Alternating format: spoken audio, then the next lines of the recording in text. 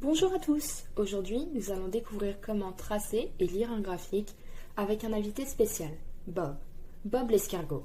Et pour ça nous allons tracer le graphique de sa taille en fonction de son âge. Prêt? C'est parti! Comme annoncé précédemment, nous voulons tracer un graphique représentant l'évolution de la taille de Bob en fonction de son âge. C'est notre consigne pour la vidéo. Pourquoi souhaitons-nous tracer un graphique?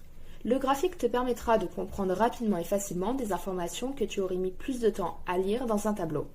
Avec le graphique que nous voulons tracer, nous allons tout de suite pouvoir observer ce qui augmente, ce qui diminue ou ce qui reste stable. Par exemple, nous allons pouvoir déterminer si Bob a grandi lentement ou rapidement. Avant toute chose, pour faire un graphique, il vous faut du papier millimétré, une règle et un crayon de papier. Pour tracer un graphique, il faut toujours commencer par examiner les données. Nous avons ainsi mesuré Bob chaque jour pour avoir des informations, et voici les résultats obtenus pour certains des jours. Dans le tableau, nous avons l'âge de Bob en jours et sa taille en centimètres. Ce qui nous intéresse, c'est de comprendre comment la taille de Bob évolue en fonction de son âge. Étape numéro 1. Nous allons tracer les axes. Ils doivent être tracés à la règle perpendiculaire avec une origine commune. Et on n'oublie pas les flèches au bout pour pouvoir montrer que les valeurs augmentent. Le 0, quant à lui, doit être toujours à l'origine des axes, ici, au point de départ. Étape suivante, la numéro 2. Il va falloir maintenant nommer les axes. Ce choix n'est pas fait au hasard. L'axe horizontal sert à représenter quelque chose qui change de manière régulière, comme ici l'âge de Bob. L'axe vertical, quant à lui, sert à montrer ce que nous voulons étudier, ici la taille de Bob. Ce qui nous intéresse, c'est de voir comment la taille de Bob change avec le temps. Donc, nous plaçons la taille sur l'axe vertical et l'âge sur l'axe horizontal.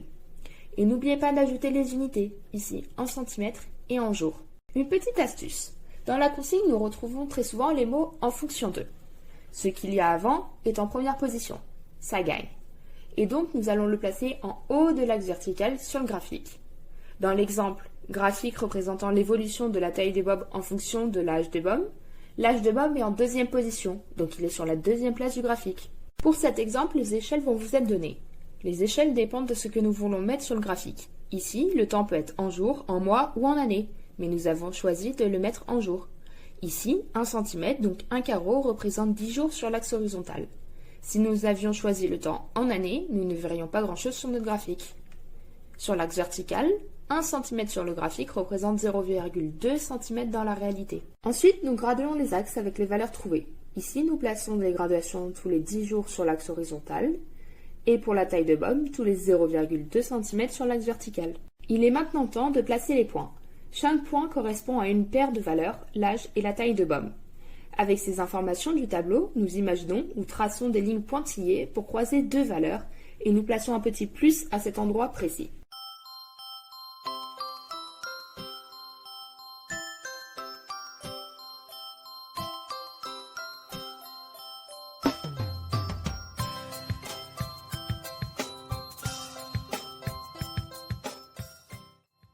Enfin, nous relions les points, soit à la main, soit à la règle, en fonction de ce que le professeur vous demande.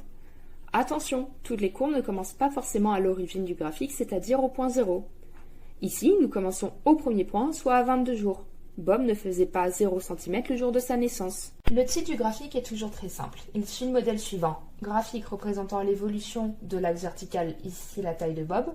En fonction de l'axe horizontal, ici ce sera l'âge de Bob. Le titre doit être écrit au crayon et souligné avec une... Maintenant que nous savons tracer un graphique qui va être facile d'apprendre à le lire, nous souhaitons par exemple la taille de l'escargot Bob à son 45e jour. Pour cela, nous nous plaçons au 45e jour, soit 4,5 cm sur l'axe horizontal, qui indique l'âge de Bob. Une fois sur ce point, nous allons tracer des pointillés jusqu'à ce que ces derniers croisent la courbe que nous avons tracée. Une fois que nous avons croisé la courbe, nous pouvons ajouter un petit plus. Nous cherchons la taille de Bob. Nous allons donc de nouveau tracer des pointillés, mais cette fois-ci en direction de l'axe vertical qui indique la taille de Bob, ce que nous cherchons. Et hop, une fois que les pointillés touchent l'axe, nous connaissons la taille de Bob. Nous pouvons faire de même, dans l'autre sens, si nous connaissons sa taille et que nous cherchons son âge. Et voilà, maintenant vous savez tracer et lire un graphique. Grâce à Bob, nous avons suivi l'évolution de sa taille en fonction de son âge. Alors, prêt à faire le vôtre? À bientôt pour une nouvelle aventure en SVT.